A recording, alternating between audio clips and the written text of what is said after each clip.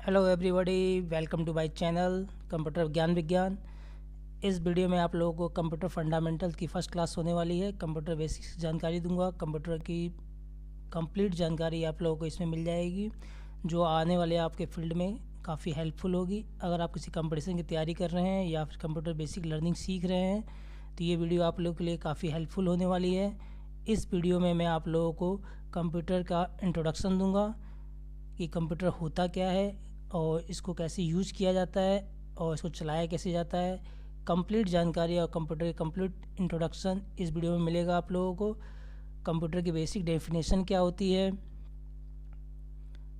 Computer के functions क्या होते हैं, उसकी जानकारी आप लोगों को इस वीडियो में मिल जाएगी। कंप्यूटर के पार्ट्स कौन कौन से होते हैं और उस पार्ट्स का क्या क्या यूज़ है। कंप्यूटर का मॉनिटर क्या होता है,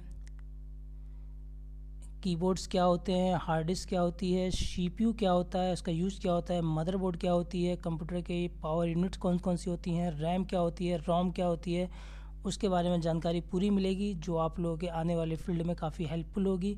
कंप्यूटर के हार्डवेयर क्या होते हैं, सॉफ्टवेयर क्या होते हैं और उनके बीच क्या डेफिनेशन होती है और डिफरेंसेस क्या क्या होते हैं। कंप्यूटर के इनपुट और आउटपुट डिवाइसेस कौन कौन सी होती हैं और उनके डिफरेंसेस क्या होते हैं, उनके यूज़ क्या होते हैं।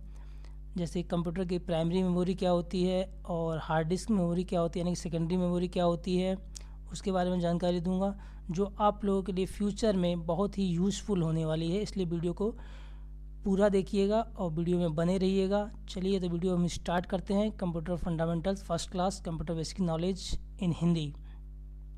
कंप्यूटर एक इलेक्ट्रॉनिक उपकरण है जो इनपुट के रूप में डेटा को रखता है और निर्देशों को एक सेट प्रोग्राम के आधार पर प्रोसेस करके आउटपुट के रूप में हमको प्रदान करता है, यानी कि हमें आउटपुट मिलता है। कंप्यूटर का आविष्कार चार्ल्स बेबेज ने किया था। उनके द्वारा बनाई गई गणना मशीन, एनालिटिकल इंजन और डिफरेंसेस इंजन के आधुनिक कंप्यूटर को विकसित करने में काफ़ी हेल्पफुल हुआ, जैसे कि आप लोग देख सकते हैं डायग्राम में। इसलिए इनको कंप्यूटर का जनक कहा जाता है। कंप्यूटर एक इलेक्ट्रॉनिक डिवाइस है जो इनपुट के डेटा को लेता है और आगे प्रोसेस करता है, यानी कि प्रोग्राम के आधार पे उसे आगे प्रोसेस करता है, जिसको हम आउटपुट के रूप में अपने मॉनिटर की स्क्रीन पे देखते हैं। और ये इसका आविष्कार जो जो इन्होंने किया था वो चार्ल्स बेबेज थे, जैसा कि आप लोग स्क्रीन पे देख सकते हैं, मैंने लिख दिया है।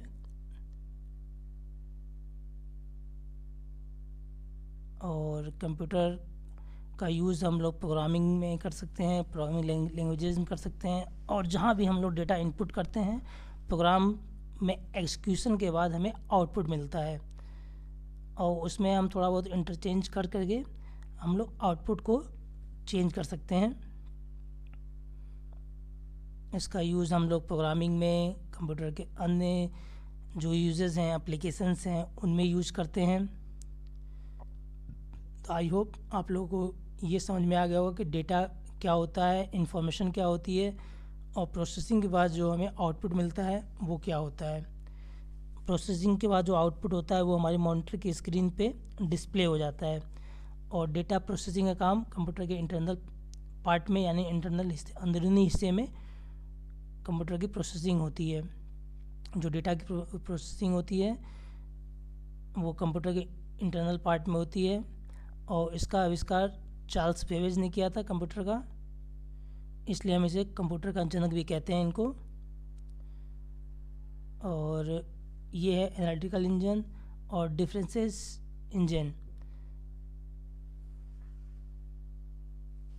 कंप्यूटर की मॉनिटर जो होती है वो डिस्प्ले यूनिट होती है, उसे हम लोग आउटपुट भी कहते हैं, यानी कि कंप्यूटर का जो मॉनिटर है वो आउटपुट के रूप में हमें जो डेटा की प्रोसेसिंग होने के बाद जो आउटपुट मिलता है उसे सामने डिस्प्ले करता है।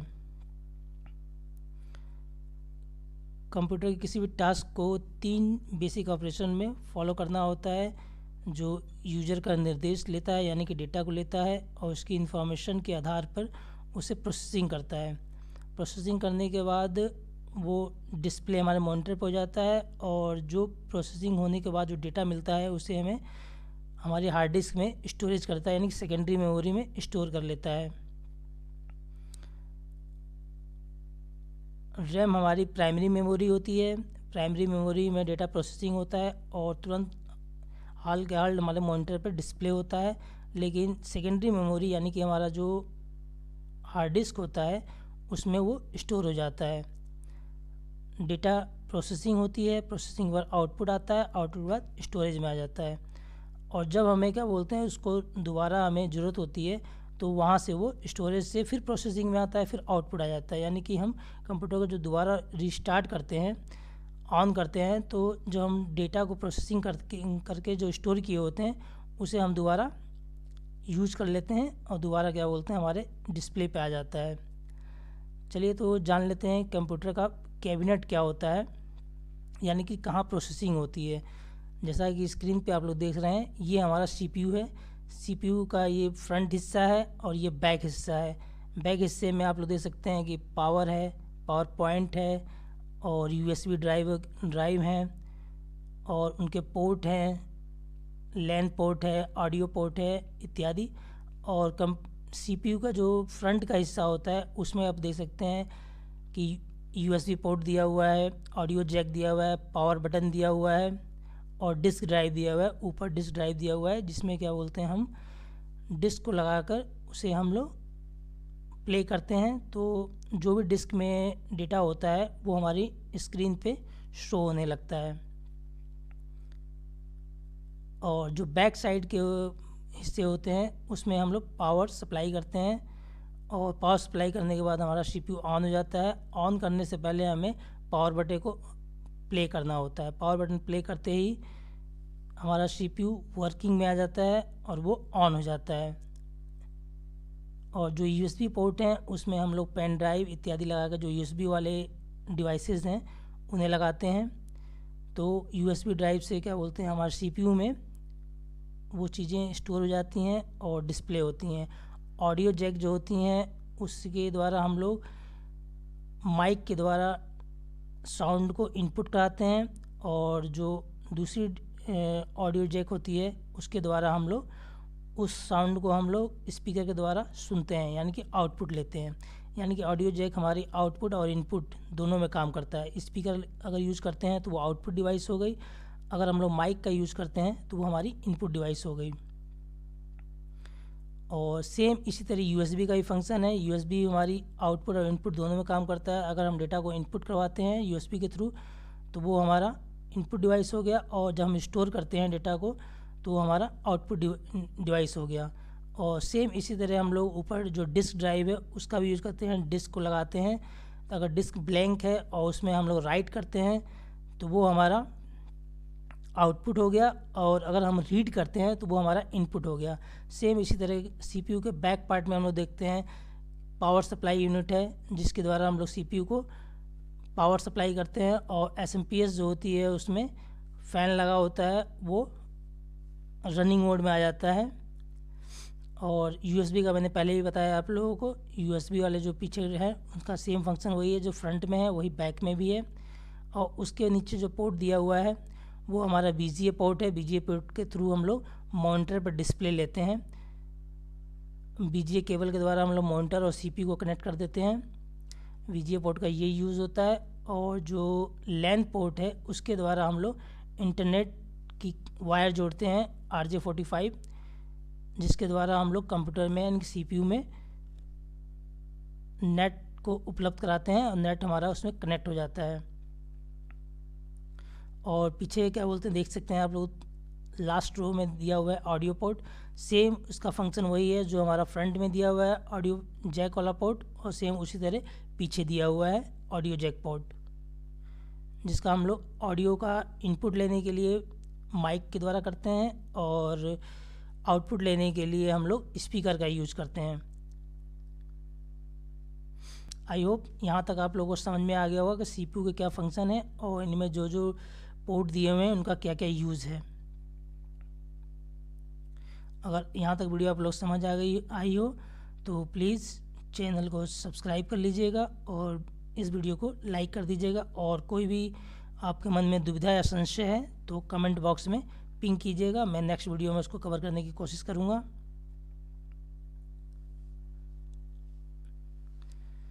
सीपीयू का पार्ट लगभग आप लोगों को समझ में आ चुका होगा। जो एक्सटर्नल पार्ट हैं उनके बारे में मैंने आप लोगों को जानकारी दे दी है।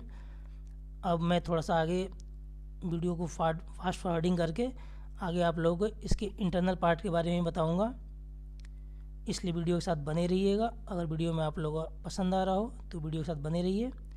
मैं अभी नेक्स्ट पार्ट के बारे में बताऊंगा, जो इसके इंटरनल पार्ट हैं, अंदर पार्ट हैं, सीपीयू के अंदर कैसे कैसे प्रोसेसिंग होती है, कौन कौन सी यूनिट होती हैं और उनका क्या क्या यूज़ है।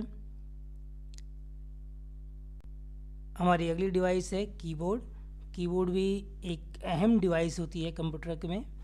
कीबोर्ड एक इनपुट डिवाइस है जो एक अहम रोल अदा करती है कंप्यूटर के इनपुट डेटा को प्रोसेस करने के लिए। कीबोर्ड का यूज़ हम लोग डेटा को इनपुट कराने के लिए करते हैं। जैसा कि आप लोग ऊपर देख सकते हैं, जितने भी F1 से लेके F12 तक की हैं वो फंक्शंस की हैं, जिनका यूज़ हम लोग हेल्प के लिए और कंप्यूटर को प्रोग्रामिंग में यूज़ करते हैं। और F5 का यूज़ करते हैं हम लोग रिफ़्रेश करने के लिए। और जो नीचे की दी हुई हैं वो अल्फ़ा न्यूमेरिक हैं, क्योंकि ऊपर जो नंबर दिए हुए हैं वो 1 से लेकर 0 तक, ये 1 से 9 और 0 तक जो की हैं वो अल्फ़ा न्यूमेरिक की हैं, और जो नीचे के अल्फ़ाबेट दिए हुए हैं अल्फ़ा हैं। यानी कि दोनों को मिला के ये अल्फ़ा न्यूमेरिक कीबोर्ड हो जाता है, यानी कि अल्फ़ा न्यूमेरिक कीज़ हैं। जो साइड में बटन दिए हुए हैं शिफ्ट कंट्रोल अल्ट का, और जो राइट साइड में भी शिफ्ट और अल्ट कंट्रोल बटन है। और जो ऊपर की दिखाई दे रही हैं ये हमारी क्या बोलते हैं डिस्प्ले के लिए होती हैं। इनका यूज हम लोग कंट्रोल को जब प्रेस करते हैं तो वहाँ डिस्प्ले होती है, और नम्स को प्रेस करते हैं तब वहाँ डिस्प्ले होता है। और उसके नीचे ये एरो वाले जो बटन्स दिए हुए हैं, ये हम लोग जब भी कोई डॉक्यूमेंट को ऊपर नीचे सरकाना होता है तो हम लोग एरो बटन वाले कीज को यूज़ करते हैं। और जो ऊपर बटन दिए हुए हैं वो page setup, page up and down के लिए होता है। और बेसिकली जो ये अल्ट और शिफ्ट वाली कीज़ हैं इनका बेसिकली कोई अपना यूज़ तो नहीं होता है, लेकिन इनको हम दूसरी की के साथ कॉम्बिनेशन करके इन सब कीज़ का यूज़ करते हैं। जैसे शिफ्ट के साथ ए और कंट्रोल के साथ ए प्रेस करते हैं तो वो जो हमारे कोई भी वर्ड खुला होता है उसको ऑल सेलेक्ट करने के लिए हम लोग कंट्रोल ए का यूज़ करते हैं, और कंट्रोल सी का उसको कॉपी के लिए, और कंट्रोल वी पेस्ट के लिए यूज़ करते हैं। और जो साइड में एस्केप बटन दिया होता है उसके बटन प्रेस करते ही हम लोग उस प्रोग्राम से बाहर आ जाते हैं। तो बेसिकली कीबोर्ड के बारे में मैं एक नेक्स्ट वीडियो बनाऊंगा जिसमें डिटेल से बताऊंगा कि कीबोर्ड वास्तव में कौन कौन सी कीज़ होती हैं और उनका क्या क्या फंक्शन है। उसके लिए आप नेक्स्ट वीडियो का इंतज़ार कीजिए। अगली डिवाइस जो हमारी है वो माउस। जैसा कि आप लोग डिस्प्ले पर देख रहे हैं माउस में दो कीज़ होती हैं, दो बटन होते हैं लेफ़्ट एंड राइट, और बीच में एक स्क्रॉल बटन दिया होता है जिसको हम पेज को ऊपर मूव करने के लिए, ऊपर नीचे सरकाने के लिए स्क्रॉल का हम लोग यूज़ करते हैं। और इसमें ज़्यादा यूज़ जो होता है वो लेफ़्ट बटन का होता है। लेफ़्ट बटन को प्रेस करके हम लोग कोई भी प्रोग्राम को क्लिक करना होता है तो हम डबल क्लिक करते हैं लेफ़्ट वाले को, तो वो प्रोग्राम हमारा एक्सिक्यूट हो जाता है। राइट बटन का यूज बहुत ही कम होता है लेकिन ज़्यादा होता है, ऐसी बात नहीं है। राइट बटन का यूज़ हम लोग जब भी कोई हम स्क्रीन पे मेनू खोलना होता है तो हम लोग राइट बटन का यूज़ करते हैं, और लेफ़्ट बटन का यूज़ हम लोग क्लिक करने के लिए करते हैं। जब भी हमें कोई प्रोग्राम क्लोज करना या ओपन करना होता है तो हम लेफ़्ट बटन का यूज़ करते हैं। और अगली डिवाइस है हमारी मॉनिटर एक बहुत ही अहम आउटपुट डिवाइस है। आउटपुट इसलिए बोला जाता है कि कोई भी प्रोग्राम जब एक्सिक्यूट होता है और उसका डिस्प्ले आउटपुट पे होता है, यानी कि डिस्प्ले आउटपुट मॉनिटर पे होता है, तो मॉनिटर एक अहम रोल अदा करता है। मॉनिटर में और भी बटन सामने दिए होते हैं लेकिन ये एक इमेज है इसलिए इसमें दिखाई नहीं दे रहा है। मॉनिटर पर एक पावर बटन होता है और वॉल्यूम अप एंड डाउन करने के लिए बटन दिए होते हैं जो प्लस एंड माइनस के रूप में दिखाई देता है। मॉनिटर में बहुत सारे मॉनिटर में पीछे ऑडियो जैक भी लगे होते हैं जिसके द्वारा हम लोग वीडियो के साथ साथ ऑडियो भी प्ले कर लेते हैं। इसके बाद एक अहम रोल आता है यूपीएस का। यूपीएस का वैसे तो कंप्यूटर में कोई रोल नहीं है कंप्यूटर जो पार्ट्स बताए जाते हैं उसमें रूल नहीं, लेकिन ये एक अहम रोल अदा करता है। जब जैसे हमारे पावर सप्लाई घर की ऑफ हो जाती है तो जो भी प्रोग्राम हम लोग कर रहे होते हैं, कंप्यूटर फंक्शन कर रहे होते हैं, तो वो वहीं पे स्टोर ना होके डिलीट हो जाती है और पावर सप्लाई इंटरप्ट हो जाती है। और उस जगह पे यूपीएस हमारा अहम रोल अदा करता है। अगर यूपीएस है तो पावर सप्लाई हमारी बाधित नहीं होती है, उसे हमें प्रॉपर पावर मिलना स्टार्ट हो जाता है। इसलिए यूपीएस को भी हमें कंप्यूटर का एक ही पार्ट मान चलते हैं।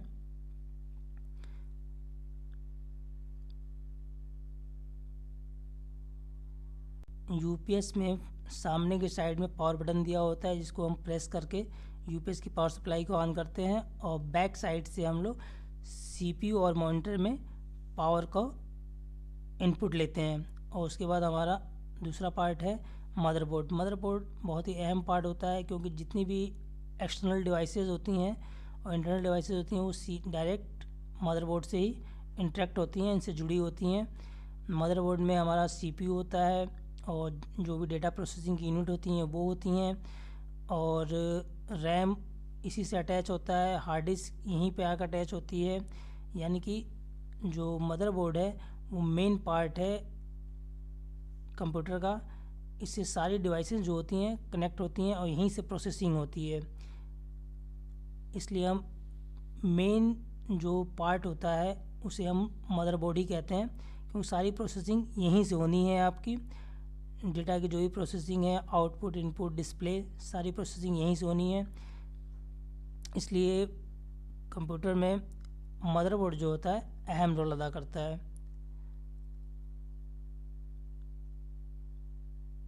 और इसके बाद अगला पार्ट जो होता है सीपीयू, जो मॉनिटर मदरबोर्ड में ही इंटरेक्ट होता है और जो प्रोसेसिंग का मेन काम करता है, जिसे माइक्रो प्रोसेसर जो जिसे कहा जाता है।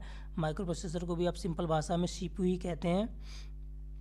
जो प्रोसेसिंग का मेन कार्य होता है वो सीपीयू के द्वारा होता है। इसमें अर्थमेटिक लॉजिकल यूनिट जो भी होती हैं वो सब सीपीयू में ही होती हैं। यानी ये जो भी गणना का कार्य होता है वो सीपीयू के द्वारा ही होता है और प्रोसेसिंग आगे हो जाती है। जैसा कि आप लोग देख सकते हैं ये मेन है, यही मेन सीपीयू है जो क्या बोलते हैं मदरबोर्ड के इस पार्ट में जुड़ा हुआ है।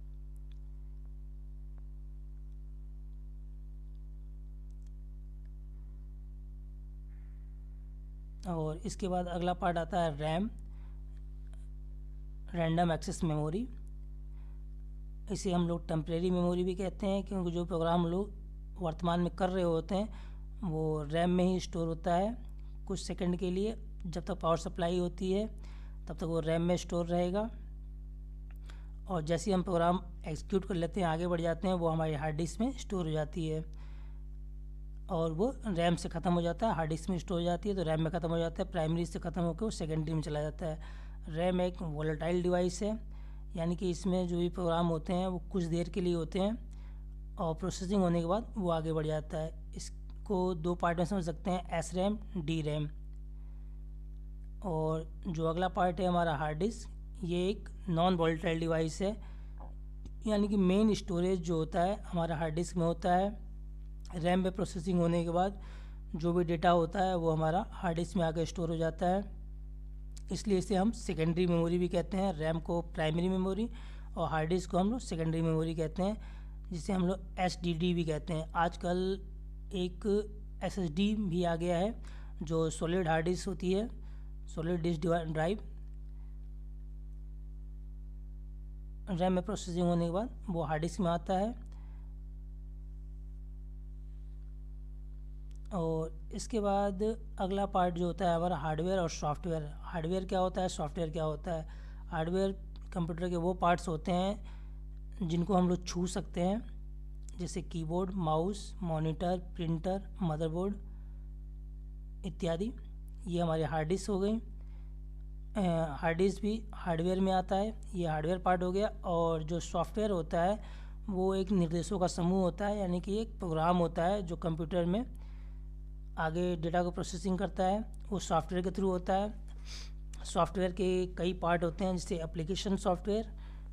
और जैसे एप्लीकेशन सॉफ्टवेयर में हम माइक्रोसॉफ्ट के विंडो, एक्सेल, एक्सेस, वर्ड, इनको हम सॉफ्टवेयर मान सकते हैं, ये एप्लीकेशन सॉफ्टवेयर हैं। और सिस्टम सॉफ्टवेयर जो होते हैं वो ऑपरेटिंग सिस्टम्स होते हैं, जैसे विंडो, लाइनेक्स, उबंटू इत्यादि, ये सब ऑपरेटिंग सॉफ्टवेयर हैं। और एप्लीकेशन सॉफ्टवेयर मैंने आप लोग बता ही दिया। माइक्रोसॉफ्ट के प्रोग्राम या फिर कोई हम सॉफ्टवेयर इंस्टॉल करते हैं जिसको हम यूज़ करते हैं, यानी कि हम अपने कार्य के लिए उसको यूज़ करते हैं, वो हमारे एप्लीकेशन सॉफ्टवेयर हो गए। और इसी में आप लोग देख सकते हैं इनपुट डिवाइस, आउटपुट डिवाइस, जिसका मैंने पहले भी आप लोग बता दिया है कि इनपुट डिवाइस कौन कौन सी होती हैं, आउटपुट डिवाइस कौन कौन सी होती हैं। इनपुट डिवाइस जिससे हम लोग कंप्यूटर में डेटा को इनपुट कराते हैं, आउटपुट डिवाइस वो होती हैं जिनका हम लोग आउटपुट लेते हैं, यानी कि डेटा प्रोसेसिंग होने के बाद जो हमें आउटपुट मिलता है वो आउटपुट डिवाइसेस होती हैं। इनपुट डिवाइसेस में कीबोर्ड, माउस आगे, और आउटपुट डिवाइसेस में प्रिंटर, मॉनिटर जो सामने दिखाई देता है वो हमारी इनपुट डिवाइसेस आउटपुट डिवाइसेस होती हैं। आउटपुट डिवाइसेस में हम लोग ऑडियो जैक के द्वारा जो हम स्पीकर पे साउंड सुनते हैं वो हमारा आउटपुट हो गया, और माइक के द्वारा जो हम लोग साउंड को इनपुट कराते हैं वो हमारी इनपुट डिवाइस हो गई। आई होप आप लोगों को यहाँ तक पूरा क्लियर हो गया होगा और वीडियो आप लोगों को समझ में भी आया होगा। अगर समझ में आया हो तो प्लीज़ एक लाइक कर दीजिएगा, और आगे जो कोई कन्फ्यूज़न है तो कमेंट कीजिएगा, मैं नेक्स्ट वीडियो में उसको कवर करने की कोशिश करूँगा। और प्राइमरी मेमोरी और सेकेंडरी मेमोरी भी आप लोगों को समझ में आ चुकी है। प्राइमरी मेमोरी में रैम, रोम आता है, और सेकेंडरी मेमोरी में आपका हार्ड डिस्क आता है, HDD और SSD। इसके बारे में भी आप लोगों को मैं एक सेपरेट वीडियो लेके आऊँगा, तब आप लोगों को ज़्यादा अच्छी तरह क्लियर होगा कि HDD कौन सी होती है, SSD कौन सी होती है, रैम क्या होता है, रोम क्या होता है। इसके लिए मैं एक सेपरेट वीडियो लेके आऊँगा जो फुल्ली मेमोरी के ऊपर होगा, प्राइमरी मेमोरी और सेकेंडरी मेमोरी, जिसमें हम लोग पूरा कवर करेंगे कि सेकेंडरी मेमोरी कौन सी होती है, प्राइमरी मेमोरी कौन सी होती है, और प्रोसेसिंग कैसे होता है, सेकेंडरी मेमोरी कब यूज़ होता है और प्राइमरी मेमोरी कब यूज़ होता है। अगर आप लोगों को वीडियो पसंद आई हो तो प्लीज़ लाइक कर दीजिएगा और चैनल को सब्सक्राइब कर लीजिएगा अगर नए हैं तो। और इसी तरह की इन्फॉर्मेटिव वीडियो आगे भी ले आऊँगा। बेसिक जानकारी आप लोगों को आने वाले वीडियो में हो जाएगी। इस वीडियो के माध्यम से आप लोगों को बेसिक तो कंप्यूटर के बारे में पता चल चुका होगा, फंडामेंटल्स क्या होता है, बेसिक कंप्यूटर्स का क्या होता है। तो प्लीज़ चैनल के साथ जुड़ जाइए और नेक्स्ट वीडियो का इंतज़ार कीजिए, बाकी मैं आगे कवर करूँगा। मिलते हैं नेक्स्ट वीडियो में, और अभी तक वीडियो देखने के लिए धन्यवाद आप लोगों का तहे दिल से। और आप लोगों का एक लाइक और कमेंट मेरे लिए काफ़ी हेल्पफुल रहेगा और मोटिवेट करेगा नेक्स्ट वीडियो बनाने के लिए। मिलते हैं नेक्स्ट वीडियो में। जय हिंद, जय हिंद, जय हिंद। Good bye.